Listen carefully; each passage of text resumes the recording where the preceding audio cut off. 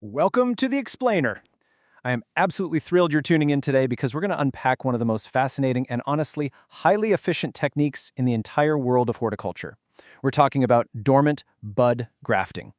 Whether you're looking to shape your own backyard orchard, preserve a really cherished heritage fruit variety, or just wanting to level up your gardening skills, mastering this one single technique is going to completely transform your approach to plant propagation. Just think about this for a second. How do you duplicate an entire, mature fruit tree using just a single, tiny, sleeping bud? It sounds almost like magic, right?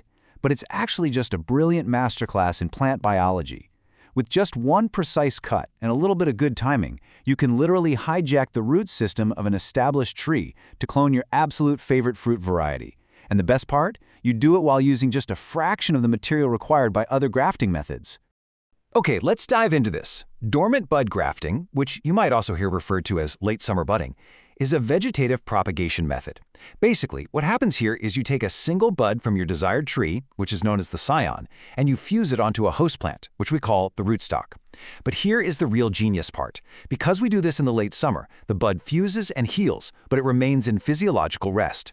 It stays completely dormant through the autumn and the winter, and then it bursts into vibrant life the following spring.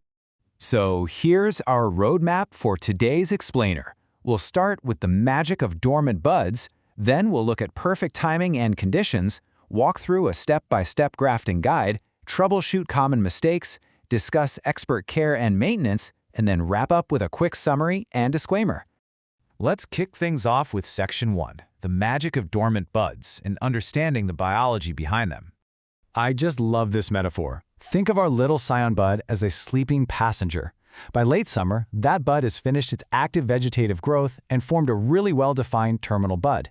Thanks to its internal hormonal levels, it's entered a state of deep rest. However, the host plant, the rootstock, well, it's still highly active. It has strong sap flow, and that allows the delicate cambium layers between the wood and the bark to rapidly multiply and heal the graft. So our sleeping passenger safely fuses to the active host, entirely avoiding the risk of prematurely growing a tender new shoot that would surely just be killed off by the coming winter frosts. Which leads us perfectly into Section 2, perfect timing and conditions, and exactly when you need to act. And this brilliantly illustrates our timeline. Your general window is going to be mid-July to mid-September, though it varies slightly by species. For example, commercial orchardists act early for things like peaches and pears, right around mid-July, because those require higher heat to form a healthy callus. Apples and cherries hit their sweet spot a bit later, from late July into mid-August. And if you're using the chip budding method, which we are going to talk about very shortly, your window actually extends all the way through late August and into mid-September, giving you some incredible flexibility. But timing on the calendar isn't enough on its own. The environmental conditions absolutely must be right. You really only want to perform grafts on cool, cloudy days, preferably in the early morning or late evening. Hot, direct sun will dry out your open plant tissues instantly, and you definitely don't want that. On the flip side, avoid grafting right after it rains because free water entering the graft can cause rot. Now, here's a great insider tip from the pros. Water your rootstock heavily 4 to 6 days before you plan to graft. Prolonged summer heat can actually slow down a tree's sap flow, making the bark stick to the wood.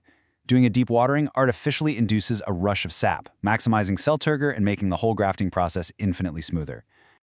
All right, let's move right into Section 3, our step-by-step grafting guide and methodology. Let's contrast the two reigning methods of summer grafting, T-budding and chip budding.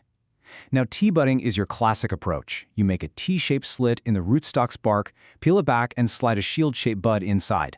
But this requires the bark to be what we call slipping, meaning the sap is flowing so strongly that the bark just peels away easily.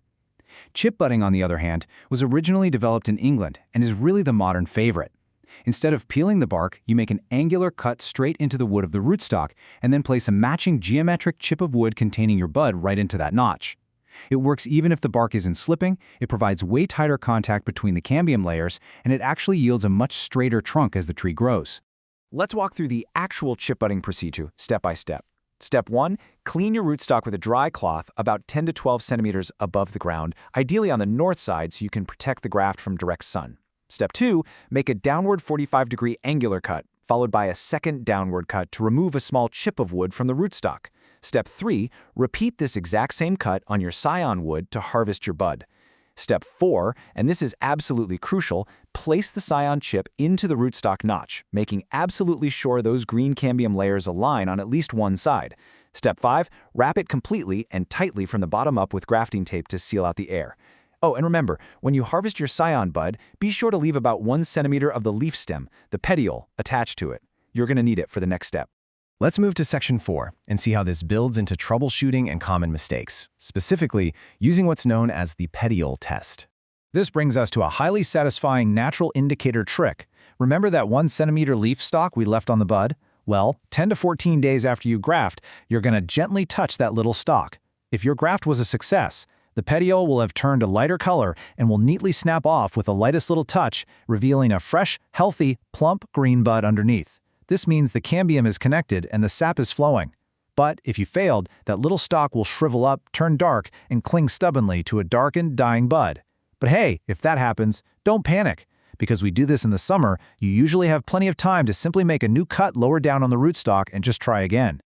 Moving on to Section 5, expert care and maintenance, because the job definitely isn't over just because the graft took.